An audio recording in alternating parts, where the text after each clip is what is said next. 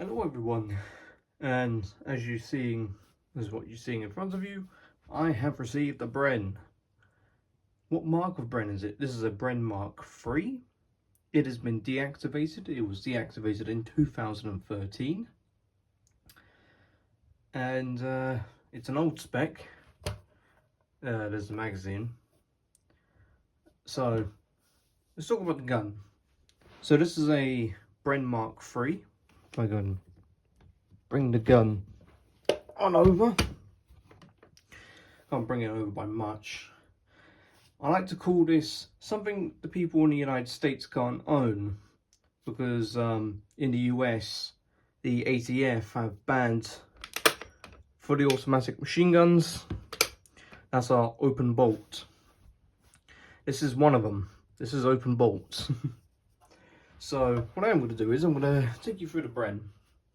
So like I said, this is a Mark III, and how we can tell it's a Mark III is that it's basically a hybrid between a Mark I and a Mark II. A Mark I has this folding cocking handle, and it also has a Mark II back sight, which is over here. And if I bring the gun on over, it has, oh, cool, blimey, she's a heavy piece of kit.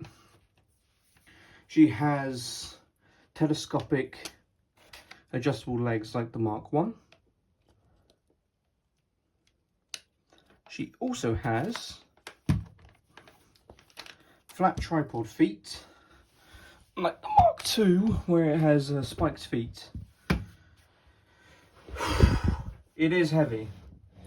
The Mark III was introduced in 1944 for airborne and jungle forces. But of course, you mainly find a whole bunch of them now post-war dated. This one is a post-war date. This one is dated 1957. So let's go and run over the features of it.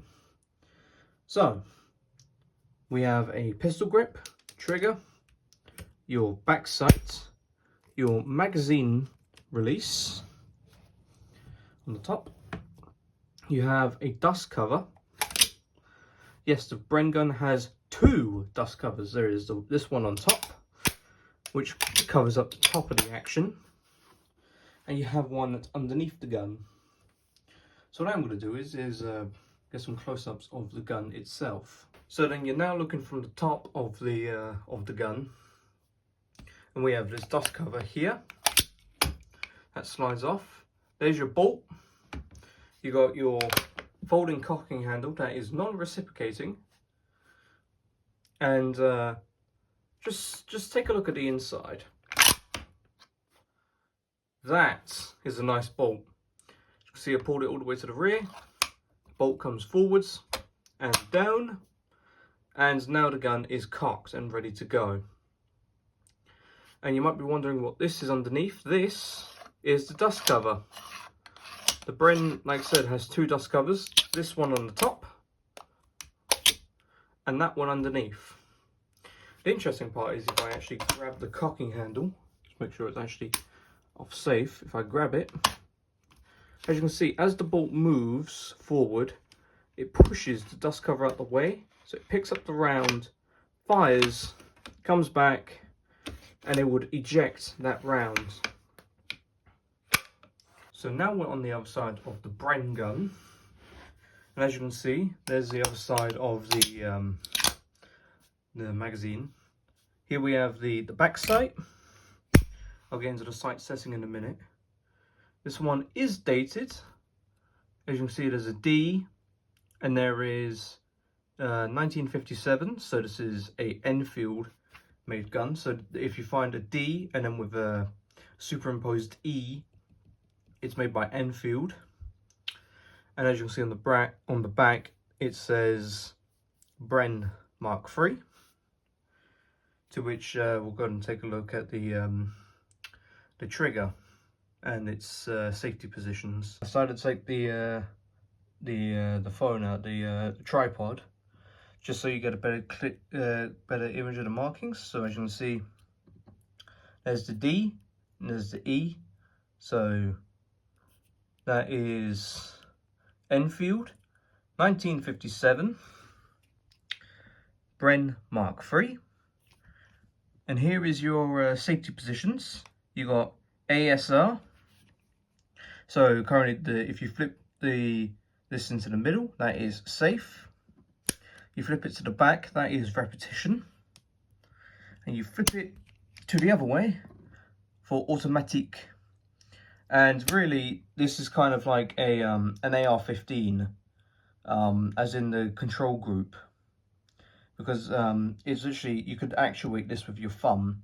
You could move it from safe to automatic or safe to repetition. Now then, this component here is actually the barrel release. Excuse me, the barrel release nut. So what would happen is, after about 500 rounds or 600, you would move that up, grab a hold of this, and you would pull that up, and then what's supposed to happen is you could pull the barrel off.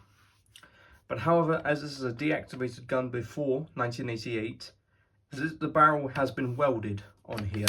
However, the release lever still moves. Here we got one of the many unique features about the Bren, that being the carry handle.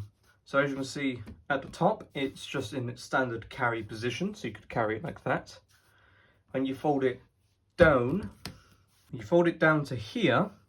What you can then do is pull and then swing to your left. Now you have a commando grip, and what you can do with this is you can basically shoulder the gun, and you can basically run and gun with this. You see in Call of Duty, but however you try and run and gun with this, it is an absolute pain. You'll be out of breath really, really quick. And then up here we have a feature that was on the Mark 1, that being the telescopic bipod. So on the Mark 1, or like I said, this gun is really a hybrid between the Mark 1 and the Mark 2. That being, you see these little catches here? You push those in, you can bring the bipod on out, and that goes the same for both legs. So what you can then do is basically adjust the legs to a certain height, and you can get the gun to work like that. Now then, this right here is actually the gas port. I believe it's called the gas port. And there was actually a basic action drill to deal with this, because while firing the Bren, fouling could commence here. Inert round, by the way. There could be fouling in one of these holes that is used, which would ultimately make the gun stop firing, which is why there was an immediate action drill, to which I'll run over the drills with the Bren in another video. But as you can see, with all these little dots here, you got your different sized hole for the gas to be ventilated through here. Now then, one of the many unique characteristics about the Bren is its sights being offset. And that being, it all has to do with the magazine, because the magazine sits in the middle of the gun. So what that means is you cannot aim through the magazine. So you have to have your sights set to the left. Now, loading the Bren Light Machine Gun. First, if the dust cover is enabled, push forward dust cover. Then, cock the gun. And make sure the cocking handle goes forwards. Then, load in a magazine. This one's empty. And flip up your sights. I thought I might as well show you the different sight ranges. So you've got 16, 15, 14, 13. So you've got 16 to 2. And you adjust it from the top here. To which then you push the safety or the fire selector to either repetition or to automatic, just simply because we're going to slip it to repetition or semi-automatic, and then squeeze the trigger.